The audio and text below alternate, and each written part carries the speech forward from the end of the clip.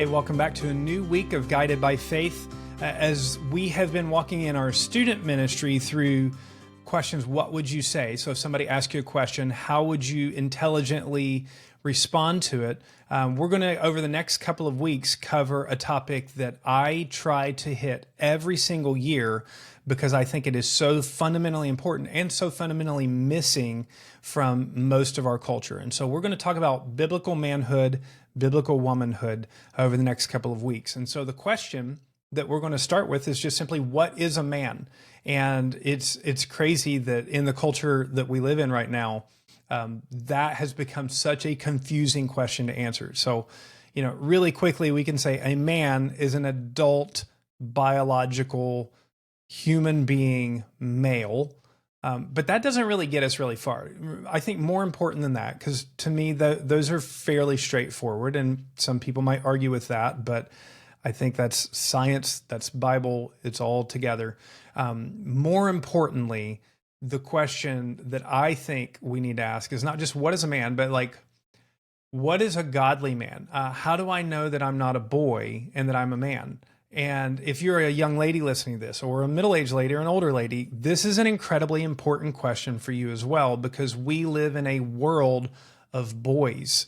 We live in a world of grown-up males who have not taken on manhood. And that is kind of challenging because in our culture, it's really undefined. Technically at 18 years old, you become a man. At 21 years old, you become more of a man because now you're allowed to drink. You can go into the military at 18 years old, but most 18, 19, 20-year-olds are still highly dependent upon mom and dad. And so what I want to do each day of this week is I want to roll out for you biblical principles on what a real man is. We're going to hit real womanhood next week, but also start with something fun. Each week I'll tell you about some place in the world that has a rite of passage that helps their culture know when they've truly achieved manhood. We do some kind of service like that at our church where it's more of a family fellowship and prayer time. But check out this one. So in Nepal, the Vanuatu people, they do something that's similar to bungee jumping. You might have seen it on TV before. Basically, they climb a super high tower, they tie vines to their feet, and then the young men will jump off the tower with these vines around their feet and go all the way to the ground. And the goal is to go as close to the ground as possible without breaking your neck. And I've watched these videos, and many times they hit the ground having just barely gotten some resistance from the vine beforehand.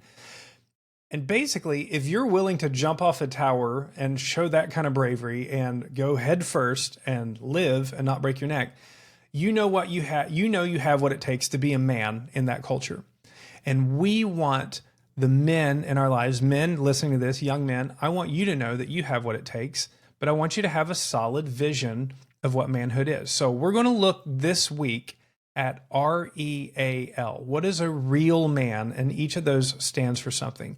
These are from Robert Lewis. He had a series called Raising a Modern Day Knight, and also runs Men's Fraternity, which is a great men's group. Let me give you the R for what is a real man. Guys, this is what I want you to pursue with your life. A real man rejects passivity. A real man rejects passivity. And what does that mean? To be passive means that you sit back, that you wait for other people to do things. You see a need, but you wait and see if somebody else is going to hit it. You're not quite as brave as you need to be. It's basically what we see Adam doing in the Garden of Eden. In Genesis 3, verse 6, it says, when the woman saw the tree was good and that it was the delight to the eyes and that the tree was desirable to make one wise, she took from its fruit and ate it. And then she gave to her husband who was with her, and he ate it. So that means that Adam listened to the serpent talk to Eve, watched her eat this fruit, never intervened and said, hey, no, God told me don't eat the fruit. God said we're going to die if we do it. Instead, he stayed passive, did not lead, did not protect. His passivity resulted in the fall of men. But a real man is more like Jesus, who steps into the scene, who takes on the brokenness of this world and seeks to fix it. James 4:17 says, so whoever knows the right thing to do and fails to do it, for him it's sin. So To be passive means I know what needs to be done, but I'm going to hang back and hope that somebody else does it. 1 Corinthians 16:13 says, be watchful, stand firm in the faith, act like men, be strong. So a real man is going to use their strength to take care of other people. A real man is not going to be passive, but instead, you are going to initiate and lead and do what's right. That doesn't mean a real man is domineering. That doesn't mean that women are inferior in any way. A real man rejecting passivity will actually protect and elevate the female relationships around him. And so, ladies, if you're trying to consider, last week we talked about dating, if you're trying to consider who I should connect with for a dating partner and ultimately a husband, don't go after a passive guy. Go after somebody who takes responsibility for themselves and takes responsibility for other people. Men, if you want to be like Jesus and not like Adam, then you need to leave your passivity on the side.